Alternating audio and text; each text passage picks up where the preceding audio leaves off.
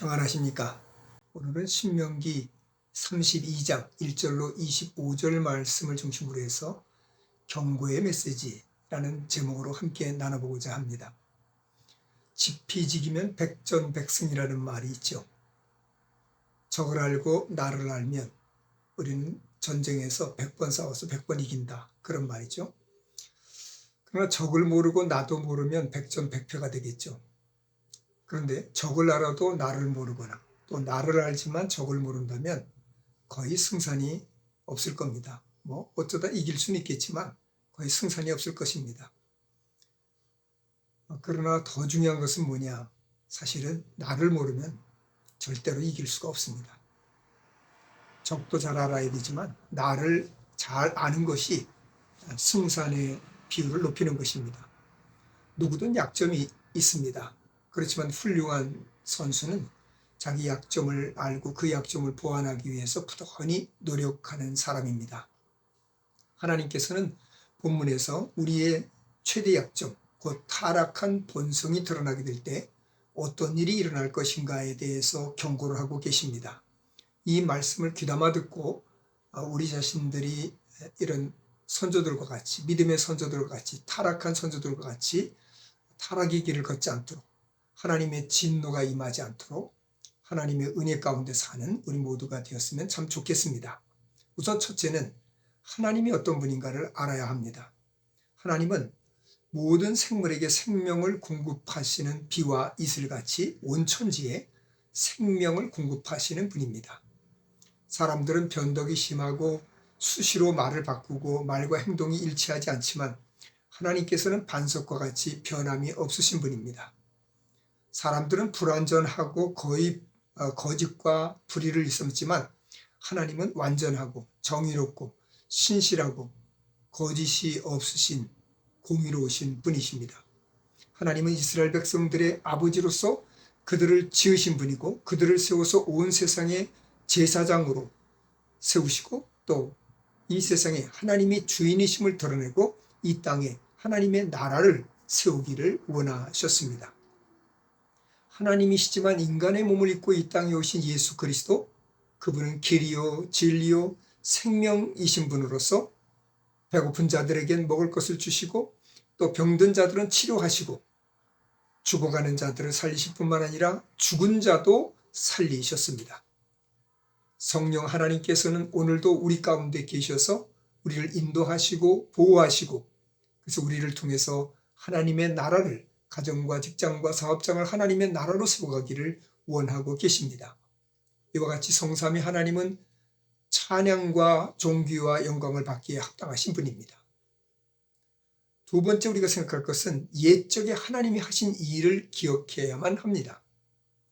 하나님을 떠난 어리석은 백성들은 어른들에게 물어서 하나님이 어떤 일을 행하셨는지를 기억하라고 하십니다.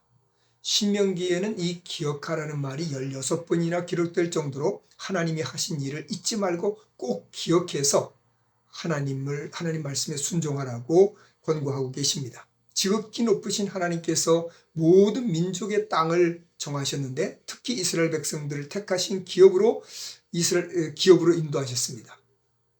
애굽에서 노예 생활하던 그들을 애굽에 10가지 재앙을 내리심으로써 하나님이 이 세상을 주관하시는 온전하신 유일하신 하나님이라는 것을 알게 하시고 또 그들을 광야로 이끌어서 짐승이 드글거리는 살 수 없는 바로 그곳에서도 하나님이 보호하시고 눈동자처럼 지키시며 그들을 가나안 땅으로 인도해 들이셨습니다. 마치 독수리가 자기 새끼를 훈련시키듯이 훈련하셨습니다. 독수리는 자기 새끼를 훈련할 때 새끼를 낳자마자 그 새끼가 이제 조금 성장하면 계속 날갯짓을 해서 그들이 일어나도록, 그래서 그 새끼를 등에다 업고 공중 높이 날아가서 떨어뜨린다고 하죠. 그 떨어뜨리면 떨어져서 날갯짓을 못하고 파득파득거리면 그 밑으로 내려가서 다시 등에 받아 얹어서 또 들어 올리고 이렇게 아주 강하게 훈련을 시켰습니다. 그렇듯이 이스라엘 백성들을 이 광야에서 훈련을 시키신 거죠. 이 일을 행하신 분은 오직 하나님 한 분이십니다. 다른 신은 존재하지 않습니다. 그렇기 때문에 다른 신을 섬기는 것은 말도 안 되는 소리란 말이죠. 하나님께서 노예했던 그들을 불러내서 가나안 땅을 차지하게 하셨고 그 땅에서 필요한 먹거리, 풍성한 것을 하나님께서 허락하셨습니다. 하나님께서 이스라엘 백성들을 돌보셨고 인도하셨고 그들을 보호하셨습니다. 가나안 땅을 그들에게 허락해 주셨습니다. 놀라운 이사와 이적과 기사를 통해서 그들에게 하나님이 어떤 분인가를 알게 하셨습니다. 이 일을 잊지 말고 꼭 기억하라는 것입니다. 세 번째는 하나님을 잊은 백성에게 하나님의 진노가 나타난다는 것입니다. 이스라엘 백성들을 여수룬이라고 부릅니다. 여수룬이라는 말은 의롭다 또 정직하다라는 뜻을 가진 이름으로서 하나님께서 이스라엘 백성들을 부르는 애칭입니다. 하나님께서 이처럼 사랑하는 이스라엘 백성들이 자신들이 부요해지면서 삶이 윤택해지면서 배가 부르면서 그들은 하나님을 버리고 자기를 구원하신 반석이신 하나님을 업신여겼습니다. 그들은 하나님께 제사하지 않고 귀신에게 제사를 했습니다. 전혀 투로할 것이 없는 아무것도 아닌 존재인 그것들이 자기들이 보기에 새롭게 느껴졌기 때문에 그들에게 호기심을 가지고 자신을 낳으신 하나님을 잊어버리고 우상들에게 마음을 뺏겨서 그 우상들을 섬겼습니다. 반석과 같은 하나님이 그들을 낳았기 때문에 그들 또한 하나님과 같이 변함없는 삶을 살아야 되는데 이들은 너무도 쉽게 세상을 사랑하고 우상을 섬겼습니다. 여호와 하나님께서 이런 행동하는 자들을 패역한 자다, 진실함이 없는 자, 곧 신뢰할 수 없는 자라고 하시며 저들에게 진노하십니다. 그래서 하나님께서 자신의 얼굴을 숨기시겠다 이렇게 말씀하시는데 여기서 자신의 얼굴을 숨기시겠다는 말씀은 결국 자기 백성들에게 은혜를 베풀지 않겠다, 다시는 그들과 관계하지 않겠다, 그들을 돌보지 않겠다, 보호하지 않겠다, 그런 말씀입니다. 하나님께서 돌보지 않으시면, 하나님께서 얼굴을 숨기시면 어떤 일이 일어날까요? 하나님의 진노의 불이 수월, 곧 땅속 깊은 곳에 있는 것까지 다 살라버릴 만한 그런 불을 보내실 것이다. 그래서 그 불로 말미암아서 아무것도 남아나는 것이 없을 것이라고 하십니다. 하나님께서 재앙을 보내시면 그때 굶주림과 견디기 어려운 더위 그리고 각종 질병, 각종 짐승으로 괴롭게 될 것입니다.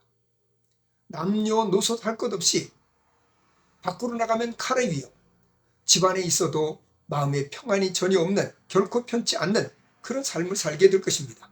하나님을 잊고 우상을 섬길 결과는 처참한 것입니다. 지옥과 같은 삶이 되는 것입니다. 우리가 사는 땅은 가나안 땅과 같습니다. 각종 우상이 난무하고 음란물이 넘쳐나고 어린 아이들까지 음란의 대상으로 삼고 있는 그것이 바로 이 세상입니다. 가나안 땅이 그랬듯이 말이죠. 그래서 우리는 그 이방인들을 쫓아내라 하셨듯이 우린 그들과 상관하지 말고 그들과 구별된 삶을 살아야 되는 것입니다. 그럼에도 불구하고 믿음의 사람들이 하나님의 은혜를 잊어버리고 그리고 교회를 떠날 뿐만 아니라 하나님을 버리고 세상 것을 즐기고 자기의 지혜와 지식과 재능으로 충분히 성공할 수 있다고, 잘할 수 있다고 생각을 합니다. 그렇기 때문에 이들은 하나님을 떠난 사람들은 물질을 우상으로 섬기고 스펙을 우상으로 섬기는, 이 세상의 쾌락을 우상으로 섬기는 이런 일들이 일어나게 되는 것입니다. 하나님의 진노가 임하시면 어떻게 되는지 기억해야 할 것입니다.